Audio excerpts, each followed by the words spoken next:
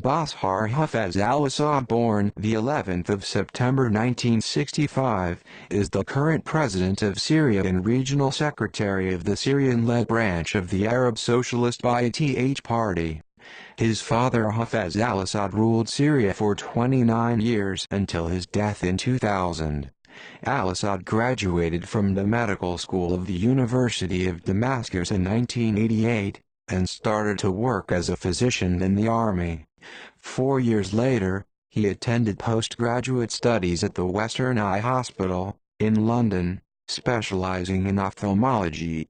In 1994, after his elder brother Basil, the heir apparent to their father, was killed in a car crash, Bashar was hastily recalled to Syria to take over Basil's role. He entered the military academy, and in 1998, al-Assad took charge of the Syrian occupation of Lebanon. In December 2000, Assad married Asma Assad, née Agres. Al-Assad was elected as president of Syria in 2000 and 2007, unopposed each time. Initially seen by the domestic and international community as a potential reformer and gaining the nickname, The Hope, this expectation gave way to the events of the Syrian civil war. The domestic Syrian opposition and large parts of the wider international community have subsequently called for al-Assad's resignation from power. Early life. Bashar Hafez al-Assad was born in Damascus on the 11th of September 1965, the son of Anise, née Makhlouf, and Hafez al-Assad.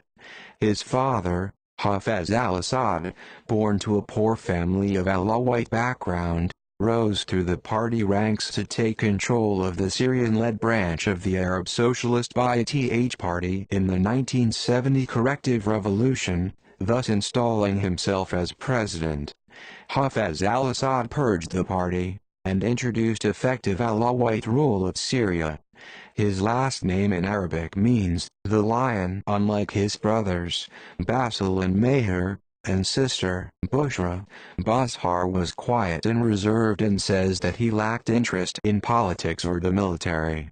He later said that he only entered his father's office once while he was in power and he never spoke about politics with him. He received his primary and secondary education in the Arab-French Al-Houriya school in Damascus. In 1982, he graduated from high school and went on to study medicine at Damascus University. In 1988, Bashar Assad graduated from medical school and began working as an army doctor in the biggest military hospital, Tishrin, on the outskirts of Damascus. 4 years later, he went to the United Kingdom to begin postgraduate training in ophthalmology at the Western Eye Hospital, part of the St. Mary's group of teaching hospitals in London. Bashar at the time had few political aspirations. His father had been grooming Bashar's older brother, Basil al-Assad, as the future president, but he never declared this intent. Bashar, however, was recalled in 1994 to the Syrian army, after Basil's unexpected death in an automobile accident. Death of Basil. The al-Assad family around 1994. At the front are Hafez al-Assad and his wife, Anissa.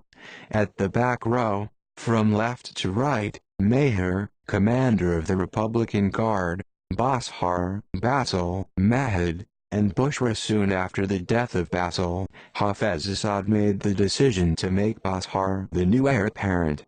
Over the next 6.5 years, until his death in 2000, Hafez went about systematically preparing Bashar for taking over power.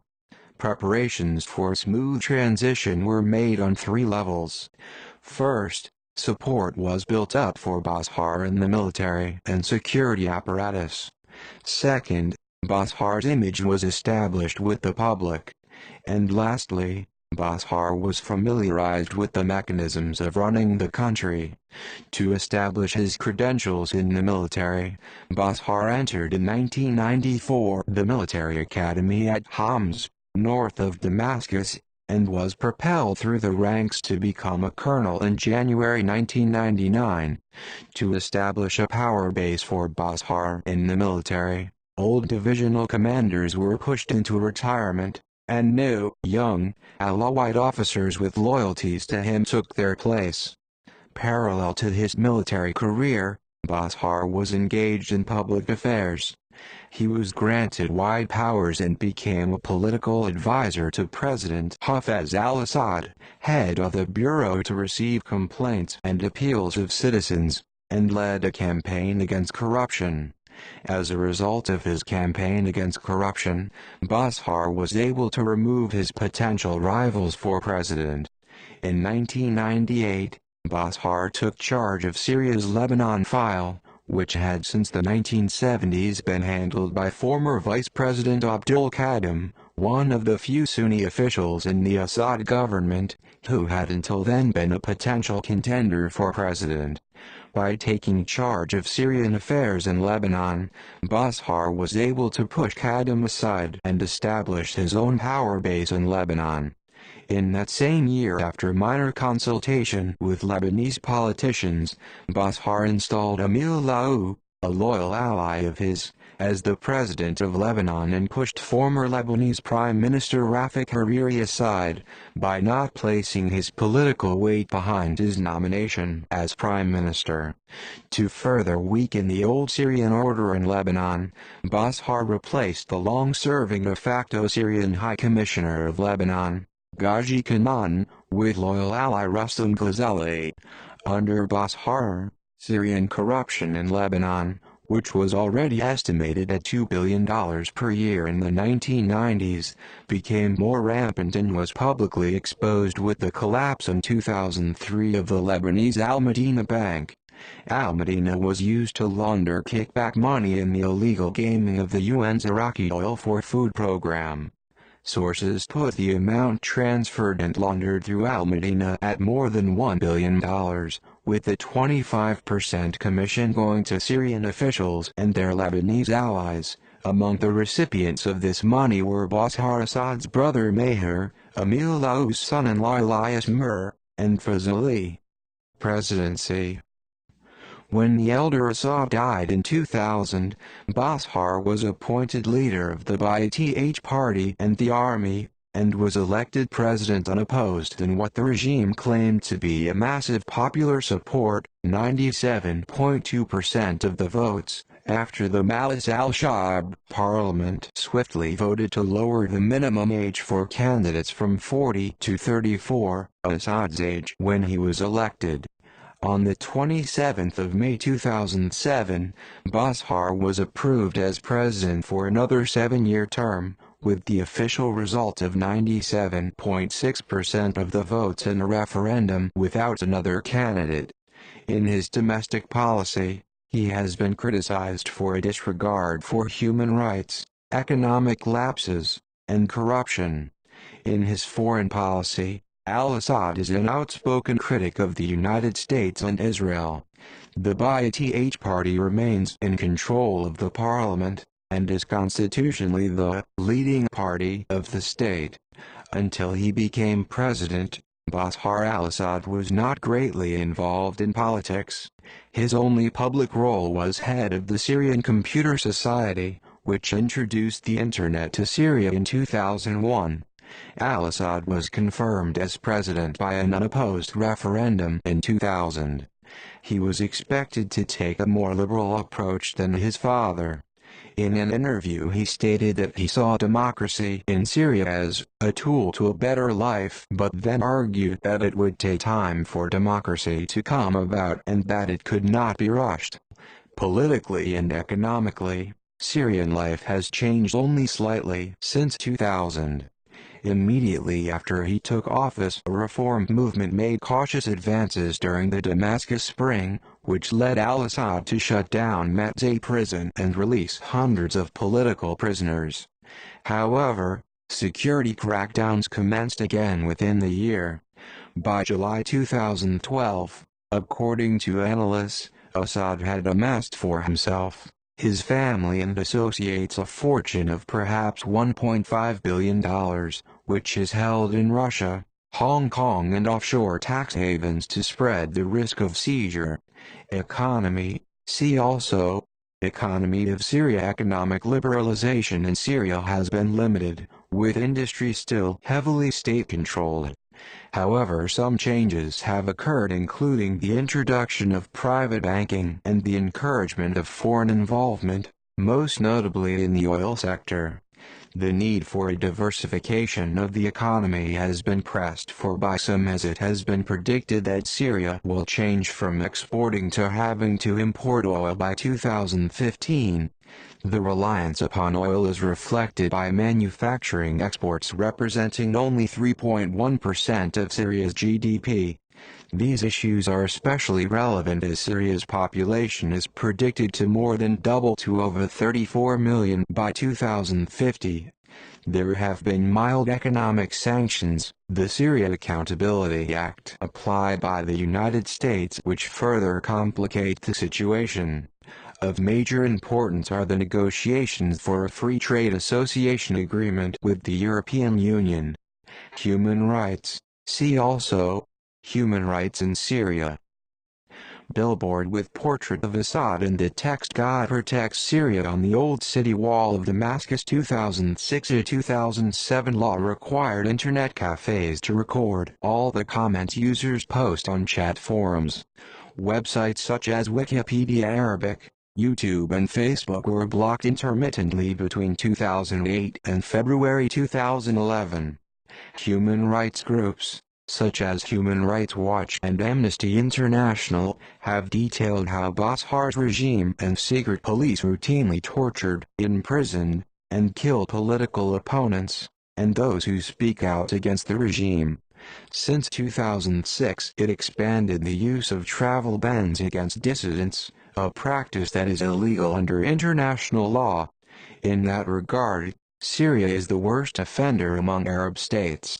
In an interview with ABC News in 2007, he stated, "We don't have such things as political prisoners," yet the New York Times reported the arrest of 30 political prisoners in Syria in December 2007. Foreign Policy magazine editorialized on his position in the wake of the 2011 protests.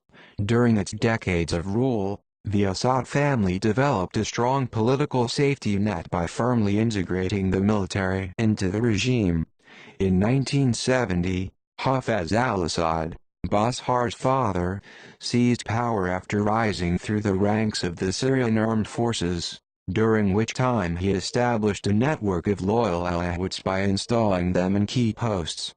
In fact, the military, ruling elite, and ruthless secret police are so intertwined that it is now impossible to separate the Assad regime from the security establishment. So, the regime and its loyal forces have been able to deter all but the most resolute and fearless oppositional activists. In this respect, the situation in Syria is to a certain degree comparable to Saddam Hussein's strong Sunni minority rule in Iraq. Foreign relations. Assad with former Russian President Dmitry Medvedev. Assad's first official foreign trip was to meet Jacques Chirac in France, who had warm relations with him. The Middle Eastern Quarterly noted that, as in the case of Iraq, there are lingering questions of Syrian payments to French politicians. Many French politicians joined associations and charitable boards both for financial and political gain. The United States, European Union, the March 14 Alliance, Israel, and France accuse Assad of providing practical support to militant groups active against Israel and against opposition political groups. The latter category would include most political parties other than Hezbollah, Hamas, and Islamic Jihad.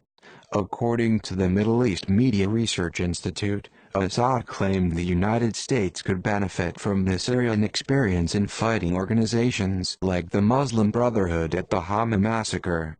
Assad opposed the 2003 invasion of Iraq despite a long-standing animosity between the Syrian and Iraqi governments. Assad used Syria's seat in one of rotating positions on the United Nations Security Council to try to prevent the invasion of Iraq. Following the Iraq invasion by U.S. and Allied forces, Assad was accused of supporting the Iraqi insurgency. A U.S. general accused him of providing funding, logistics, and training to Iraqi and foreign Muslims to launch attacks against U.S. and Allied forces occupying Iraq. Former presidents of Brazil Lula da Silva and Bashar Al Assad. The February 2005 assassination of former Lebanese Prime Minister Rafik Hariri and the accusation of Syrian involvement and support for anti-Israeli groups helped precipitate a crisis in relations with the United States. Assad was criticized for Syria's presence in Lebanon, which ended in 2005, and the U.S. placed sanctions upon Syria partly because of this. At Pope John Paul II's funeral in 2005, Assad shook hands with the Israeli President Moshe Katsav. In the Arab world, Assad mended relations with the Palestine Liberation Organization, but relations with many Arab states, in particular Saudi Arabia, have been deteriorating. This is in part due to Assad's continued intervention in Lebanon and his alliance with Iran. Around the time of the 2008 Southeast Asia War, Assad made an official visit to Russia. In an interview with the Russian TV channel Vesti, he asserted that one cannot separate the events in the Caucasus from the U.S. presence in Iraq, which he condemned as a direct threat to Syria's security. After the 2005 assassination of Lebanese Prime Minister Rafik Hariri, many media outlets accused Syria of being involved, as Hariri was anti-Syrian. However, Assad argued that Syria's gradual withdrawal of troops from Lebanon, beginning in 2000, was precipitated as a result of the event and ended in May 2005. In 2011, Assad told the Wall Street Journal that he considered himself anti-Israel and anti-West, and that because of these policies he was not in danger of being overthrown. Involvement in Lebanon. Despite gaining re-election in 2007, al-Assad's position was considered by some to have been weakened by the withdrawal of Syrian troops from Lebanon following the Cedar Revolution in 2005. There has also been pressure from the U.S. concerning claims that Syria is linked to terrorist networks, exacerbated by Syrian condemnation of the assassination of Imad Muniyeh, Hezbollah military leader, in Damascus in 2008. Interior Minister Bassem Abdul-Majid stated that Syria, which condemns this cowardly terrorist act, expresses condolences to the martyr family and to the Lebanese people. Arab-Israeli conflict. In a speech about the 2006 Israel-Lebanon conflict in August 2006, Bashar al-Assad said that Hezbollah had hoisted the banner of victory, hailing its actions as a successful resistance. He claimed that Arab resistance was growing stronger, and warned Israel that your warplanes, rockets, and your atomic bomb will not protect you in the future. He called Israel an enemy with whom no peace could be achieved as long as they and their allies, especially the U.S., support the practice of preemptive war. In the same speech, he also called Arab leaders that have criticized Hezbollah half-men. In April 2008, Assad told a Qatari newspaper that Syria and Israel had been discussing a peace treaty for a year, with Turkey as a go-between. This was confirmed in May 2008 by a spokesman for Israeli Prime Minister Ehud Olmert. As well as a peace treaty, the future of the Golan Heights is being discussed.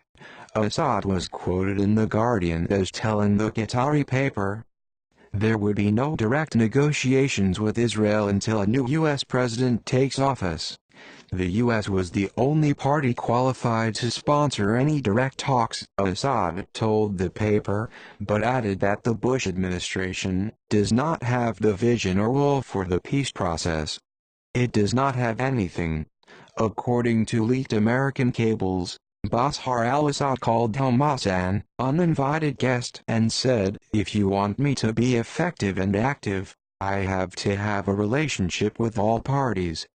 Hamas is Muslim Brotherhood, but we have to deal with the reality of their presence."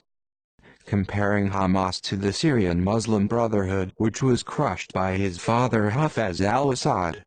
He then claimed Hamas would disappear if peace was brought to the Middle East. Assad has indicated that the peace treaty that he envisions would not be the same kind of peace treaty Israel has with Egypt, where there is a legal border crossing and open trade.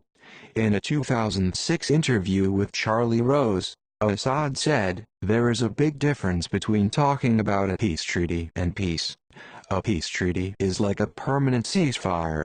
There's no war. Maybe you have an embassy, but you actually won't have trade, you won't have normal relations because people will not be sympathetic to this relation as long as they are sympathetic with the Palestinians. 500,000 who live in Syria and 500,000 in Lebanon and another few millions in other Arab countries." During the visit of Pope John Paul II to Syria in 2001, Bashar al-Assad requested an apology to Muslims for the medieval Crusades and criticized Israeli treatment of Palestinians. Comparing their suffering to that believed to have been endured by Jesus Christ in Palestine, Assad claimed that followers of Judaism tried to kill the principles of all religions with the same mentality in which they betrayed Jesus Christ in the same way they tried to betray and kill the Prophet Muhammad. Responding to claims that his comment was anti-Semitic, Assad said that whereas Judaism is a racially heterogeneous religion, the Syrian people are the core of the Semitic race and therefore are opposed to the term anti-Semitism. When offered to retract his comment implying that the Jews were responsible for Jesus' suffering, Assad replied, "As always, these are historical facts that we cannot deny," and stresses that his remarks were not anti-Jewish. In February 2011, Bashar backed an initiative to restore 10 synagogues in Syria, which had a Jewish community numbering 30,000 in 1947 but has only 200 Jews today. International public relations. In order to promote their image and media portrayal overseas, Bashar al-Assad and his wife Asma al-Assad hired American-based PR firms and consultants. Notably, these liaised with, and secured, photo shoots for Asma al-Assad with fashion and celebrity magazines. Firms such as the Bell Pottinger Group were also hired and helped to advise them on how to shape their image. Syrian Civil War. Main article: Syrian Civil War following anti-government demonstrations in some other Middle Eastern countries. Protests in Syria started on the 26th of January 2011. Protesters called for political reforms and the reinstatement of civil rights, as well as an end to the state of emergency which had been in place since 1963.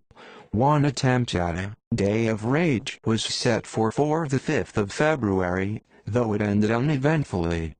Protests on 18 and 19 March were the largest to take place in Syria for decades, and the Syrian Authority responded with violence against its protesting citizens. On the 18th of May, U.S. President Barack Obama signed an executive order putting into effect sanctions against Bashar al-Assad in an effort to pressure his government to end its use of violence against its people and begin transitioning to a democratic system that protects the rights of the Syrian people. The sanctions effectively freeze any of the Syrian president's assets either in the United States proper or within U.S. jurisdiction. On the 23rd of May, EU foreign ministers agreed at a meeting in Brussels to add President Assad and 9 other officials to a list affected by travel bans and asset freezes. On the 24th of May, Canada imposed sanctions on Syrian leaders, including President Assad. On the 20th of June, in a speech lasting nearly an hour, in response to the demands of protesters and foreign pressure, al-Assad promised a national dialogue involving movement toward reform, new parliamentary elections, and greater freedoms. He also urged refugees to return home from Turkey, while assuring them amnesty and blaming all unrest on a small number of saboteurs. In August, Syrian security forces attacked the country's best-known political cartoonist, Ali Farzad, a noted critic of Syria's government and its 5-month crackdown on pro-democracy demonstrators in dissent. Relatives of the severely beaten humorist told Western media that the attackers threatened to break Farzad's bones as a warning for him to stop drawing cartoons of government officials, particularly the president, Bashar Al Assad. Farzad, who recently celebrated his 60th birthday, was hospitalized with fractures in both hands and blunt force trauma to the head. By the end of January 2012, it was reported that over 5,000 civilians and protesters, including armed militants, had been killed by the Syrian army, militia, Shabaab, and security agents, while 1,100 people had been killed by the anti-regime forces. On the 10th of January 2012, Assad gave a speech in which he accused the uprising of being plotted by foreign countries and claimed that victory was near. He also said that the Arab League, by suspending Syria, revealed that it was no longer Arab. However, al-Assad also said the country would not close doors to an Arab-brokered solution if national sovereignty was respected. He also said a referendum on a new constitution could be held in March. On the 27th of February, Syria claimed that a referendum on an update to the nation's constitution, hailed as a showpiece of reform, received 90% support. The referendum imposes a 14-year cumulative term limit for the president of Syria. The referendum has been claimed as meaningless by foreign nations including the US and Turkey, and the European Union announced fresh sanctions against key regime figures. On the 16th of July 2012, Russia, voicing concern at the blackmail on Syria by the Western nations, laid to rest any speculations that it was distancing itself from Bashar al-Assad. Moscow also vowed not to allow a UN resolution passed that aims at sanctions against Syria. On the 15th of July, the International Committee of the Red Cross had officially declared Syria to be in a state of civil war, as the nationwide death toll for all sides was reported to have neared 20,000. Personal life. Bashar and First Lady Asma al-Assad speaks fluent English and basic conversational French, having studied at the Franco-Arab Al-Hurriya school in Damascus. In December 2000, Assad married Asma Assad, née Akras, a British citizen of Syrian origin, from Acton, London. On the 3rd of December 2001, they became the parents of their firstborn child, named Hafez after the child's grandfather Hafez al-Assad. Zayan was born on the 5th of November 2003, and Karim on the 16th of December 2004.